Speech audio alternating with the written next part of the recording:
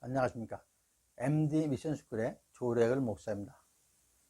오늘의 말씀은 디모데 후서 4장 2절 말씀입니다. 너는 말씀을 전파하라. 때를 얻든지 못 얻든지 항상 힘쓰라. 범사에 오래 참음과 가르침으로 경책하며 경계하며 권하라. 이 말씀을 넘치는 열정으로 라는 제목으로 함께 나누도록 하겠습니다. 코로나 팬데믹은 세상을 많이 바꿔놓았습니다. 우리의 일상도 많이 변화가 있었죠. 오프라인의 만남은 최소화되고 온라인 만남, 온라인 교육 등이 크게 증가를 했습니다. 예배를 비롯해서 공동체의 모임은 물론 교회에서 주관하는 많은 모임과 성경 공부는 온라인으로 진행이 되고 있죠. 예배도 온라인으로, 다락방의 각종 모임도 온라인으로 하는 것이 점점 늘어나고 이제 습관화가 일상이 되었습니다. 이런 가운데 우리의 믿음을 지키고 더욱 굳건하게 세우기는 더욱 어려워지는 그런 상황이 되는 것 같습니다. 온라인이 시간과 공간을 뛰어넘는다는 특성과 장점이 있음에도 불구하고 같이 한자리에서 소통을 통해서 서로 공감하고 마음을 같이 하는 오프라인의 특성을 따라가지 못하는 한계가 있는 것이죠. 예수님의 식탁 교제가 사라지는 이러한 시대의 상황적 변화에도 주님께서 믿음을 굳건히 하라고 하십니다. 굳게 세우라고 말씀을 하고 있습니다. 이러한 상황에 하나님의 자녀들은 어떻게 이겨나가야 하는지 함께 말씀을 나누도록 하겠습니다. 먼저 주님께만 집중하는 열정을 가지십시오. 일상을 살아가는데 이런저런 일들이 얼마나 많습니까? 크고 작은 스트레스를 얼마나 많이 받으십니까? 그러면 스트레스는 전부 나쁜 것일까요? 파터스 나바르 미국 스탠퍼드 대학의 그 암센터 교수님께서 하신 말씀인데요. 2010년에 발표한 논문에 있습니다. 스트레스가 건강에 해롭다는 일반적인 생각과는 달리 짧은 스트레스는 오히려 면역을 높여가지고 암 발생 가능성을 낮춘다고 발표를 했습니다. 이 논문에 따르면 연설, 면접 등 짧은 순간 겪는 스트레스는 인체 면역력을 증가시켜서 암 발생을 방해, 억제해 준다는 것이죠. 우리의 면역력에 도움을 주는 스트레스도 있다고 말씀하시는 겁니다. 그런데 엄청 큰 스트레스가 있으면 그런 작은 것들이, 다른 작은 것들이 다 묻혀가지고 없어져 버리는 게 되는 거죠. 그런데 엄청 큰 스트레스가 있으면 다른 작은 스트레스들은 아무것도 아닌 존재가 되어버리는 것이죠. 카페에서 큰 소리가 나면은 작은 소리들은 묻혀가지고 백색 소음이 아니라 소음 공해가 되는 것이죠. 당연히 집중할 수가 없을 것입니다. 잘 아시다시피 우리 몸에는 유익균과 유해균이 항상 같이 존재하죠. 유해균이 전혀 없다고 좋은 것이 아니죠. 황금 비율이 있다고 합니다. 장 속 유익균이 85%, 유해균이 15%, 이것이 황금 비율이라고 합니다. 가장 이상적인 비율이죠. 그래서 어느 정도의 유해균이 유익균을 자극을 시켜서 유익균을 긴장하고 활동하게 만든다 이거죠. 여러분, 우리의 삶에 스트레스가 전혀 없으면 어찌 되겠습니까? 마찬가지로 우리의 상황이 항상 매일 모든 것이 순조롭기만 하면은 우리의 믿음 생활은 어떻게 될까요? 우리의 기도 생활은 어떻게 될 것 같습니까? 일상의 삶이 그 무게가 너무 커서 우리의 믿음 생활을 묻히고 있지는 않는지요. 코로나 사태, 자녀 교육, 돈벌이, 과다한 업무, 집 사는 문제, 세금 문제, 이성 문제, 이런 것들과 같은 차원에서의 그 믿음 생활, 산적한 삶의 일상이 하나로 우리의 믿음 생활이 전락하지는 않았는지요. 제가 직장 생활을 할 때 회사에서 선택과 집중이라는 경영 슬로건을 많이 들었습니다. 다른 회사가 돈 잘 버는 아이템을 다 하면 돈을 더 많이 벌겠죠? 하지만 실제로 그런가요? 안 되죠. 왜냐하면 우리 회사가 운영할 수 있는 자본, 자원, 시간, 인력, 여기에는 한계가 있기 때문입니다. 한정된 그 자원을 가지고 운영을 하니까요.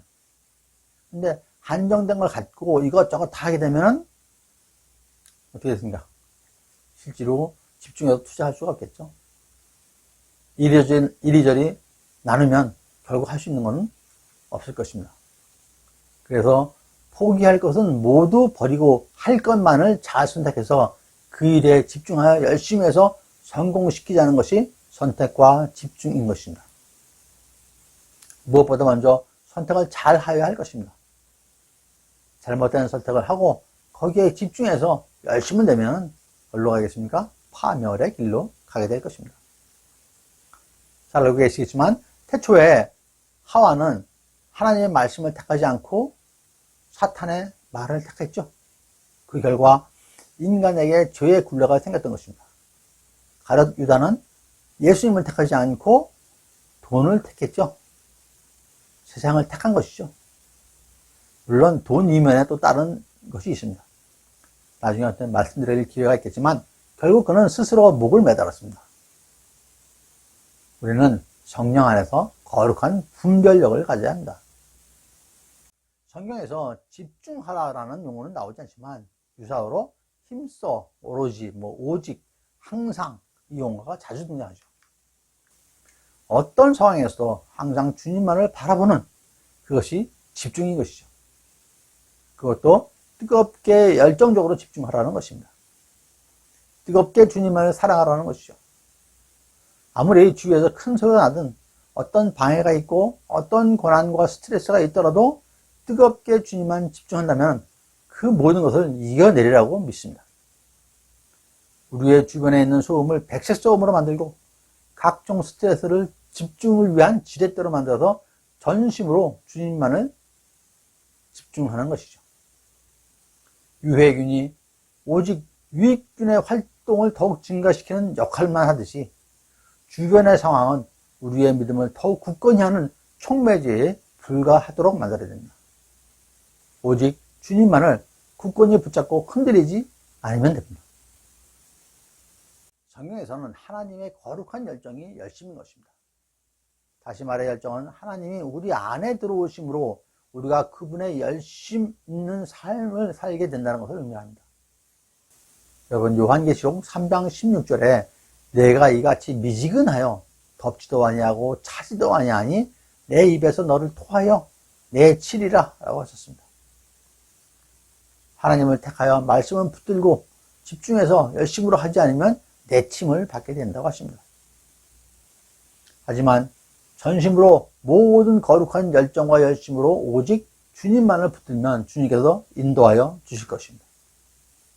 주변의 모든 상황은 주님을 더욱 붙잡게 하기 위한 도우미에 불과하다고 생각하십시오.